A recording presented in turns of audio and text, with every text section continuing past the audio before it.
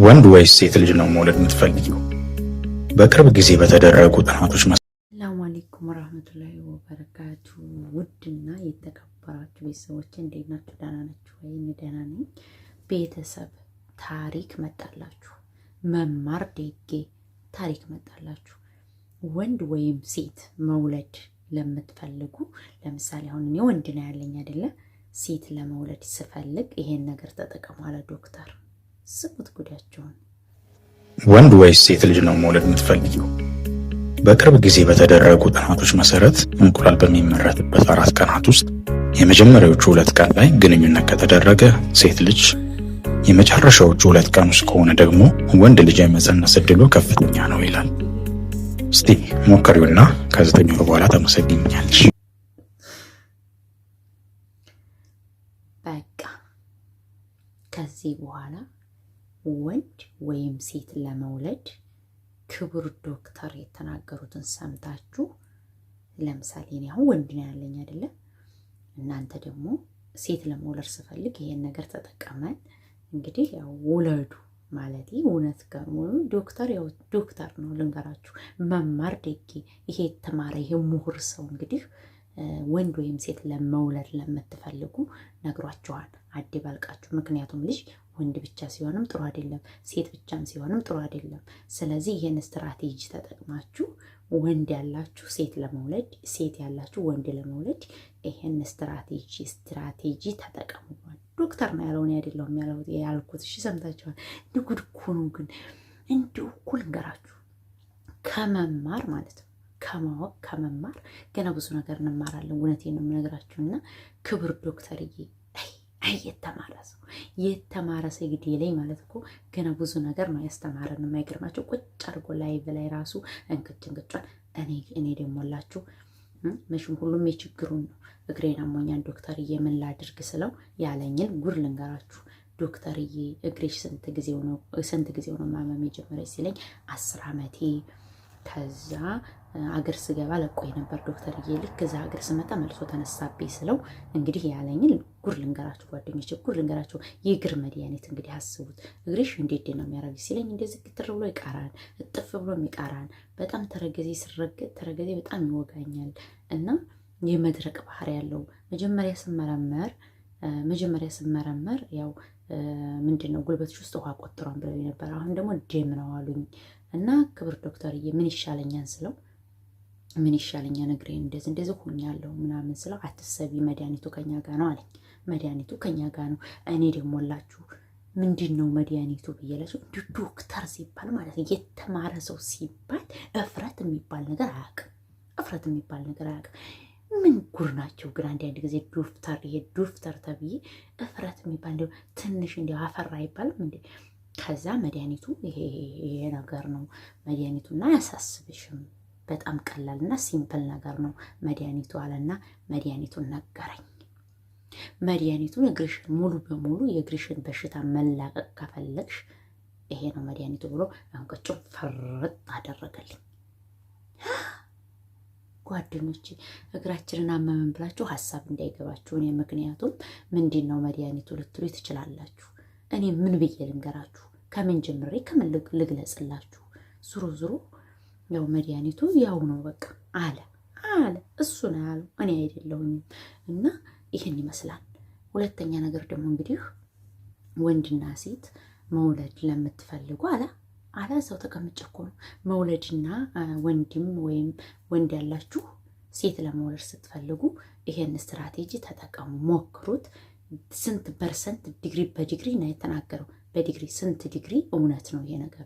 እናም ደግሞ ልክ እኔ ያልኳችሁን ነገር ተተገበራችሁት፣ እኔ ያልኳችሁን ነገር በደንብ አዳምጣችሁ ልክ እኔ ባልኩባችሁ ቀን ይሄን ነገር ኮንታክት ካረጋችሁ ያው እንደነገርኳችሁ ወይ ወንድ ነው ወይ ሴት ነው የምትወልዱት አለ እሱ ነው ያለው፣ እኔ አይደለሁም ያልኩት። ይሄ ዶክተር ሲባል መቼም ታውቃላችሁ ወፍረት የሚባል ነገር የለውም እንደነገርኳችሁና እንደዛ አለ። እና እኔ እኮ የገረመኝ ነገር ማለት ነው ግን ይሄ ነገር እውነት ነው። እስቲ ሞክሩት። ለማንኛውም ወንድ ያላችሁ ወይም ደግሞ ሴት ያላችሁ ይሄን ነገር ሞክሩት።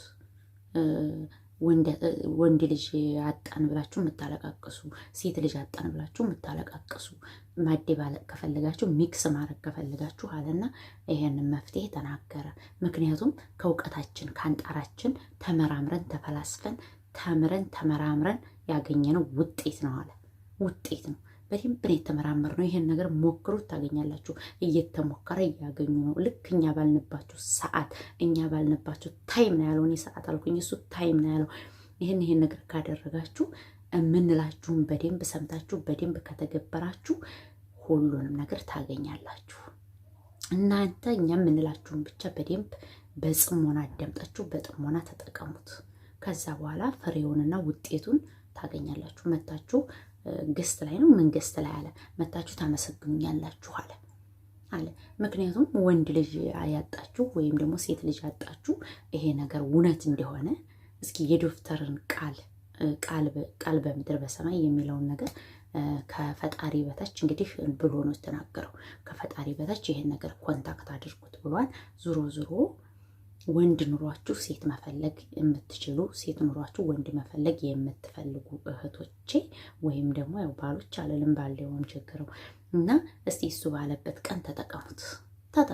እኔ አይደለሁም ያልኩት። እስኪ የዶክተርን እንግዲህ የዶክተርን ውጤት የዶክተርን እንትን እንየው እንዲሁ ጉድ እኮ ነው እናንተ። እንዲሁ ማይመጣ ማንማር እንዲሁ ሰለጠነ፣ እውቀቱ ሰለጠነ፣ ትምህርቱ ሰለጠነ፣ እንዲህ ሰለጠነ ነው የምላችሁ ብለው ደግሞ በፈጣሪ ስራ ደግሞ ጥልቅ አሉላቸው። አረ ዶክተሮች አራረጋጉት አልኩኝ እኔ። አረጋጉ በኮሜንት ጻፉኝ እኮ በኮሜንት አራረጋጉት። በፈጠራችሁ የፈጣሪ ስራ ነው የሚሰጠን እኮ ፈጣሪ ነው። ምን ሆናችሁ ነው ወንድም ሆነ ሴት ምናምን ስላይ ይሆናል አለ ይሆናል። ነይ ግቢ ያለኝ እንደውም ነይ ግቢ። እኔማ ዘልዬ ጥልቅ ብዬ እኔማ ምን የወንድና የሴት እናገራለሁ አፈርኩኝና ቀይስ አርጌ ያው ደግሞ የምፈልገው ነገር ስለሆነ ዶክተር እየግሬን አሞኛል ምን ይሻለኛል አልኩና ጠየቅኩ።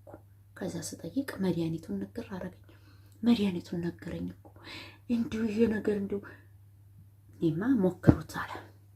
ብዙ እህቶቻችን አረብ ሀገር ላይ የምትሰሩ እህቶቻችን በጣም በአብዛኛው የምትሰቃዩት በእግር በሽታ ነው የምትሰቃዩት። እንዲሁም ደግሞ የምቆሙበትም ነው። እንደገናም ደግሞ በጣም ሆርሞን አለ ብቻ እንደዛ ነገር ነው ያለው።